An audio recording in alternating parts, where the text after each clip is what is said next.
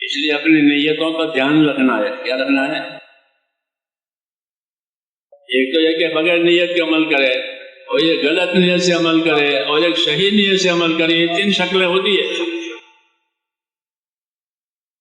بغیر نیت کے عمل کرے، یہ عادت پڑی ہوئی ہے تو کر لیا. عادت کو عبادت بناؤ. سیدھے پاؤں سے جوتا پہننے کی ماشاءاللہ عادت ہے، اور بایاں پاؤں سے اتارنے کی بھی عادت ہے.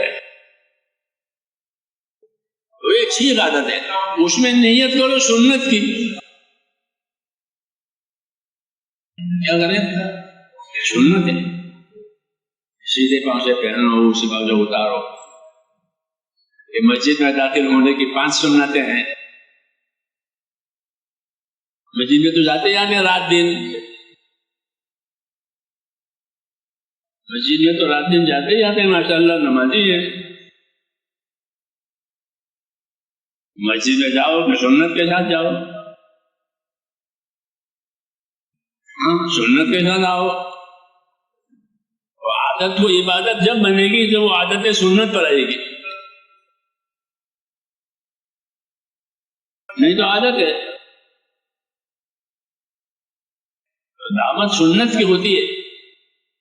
دعوت سنتوں پر عمل کرو.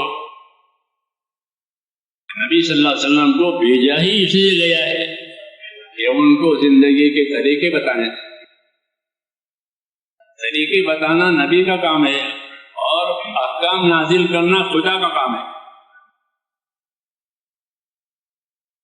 نماز کا حکم نازل ہوا، زکوٰۃ کا حکم نازل ہوا. اب اس کا کیا طریقہ ہے، کیسی زکوٰۃ دی جائے، کتنی زکوٰۃ دی جائے، کیسی نماز پڑھی ہے، اس کا طریقہ نبی بتائے گا. اس لیے نبی کا طریقہ، نبی کے طریقوں پر چلنا، نبی کی سنتوں کو اپنی انفرادی زندگی میں ادا کرنا، یہ سب سے زیادہ ضروری ہے. یعنی کہ ہم تو تبلیغ میں ہیں، یہ ہوا پر اڑ رہے ہیں.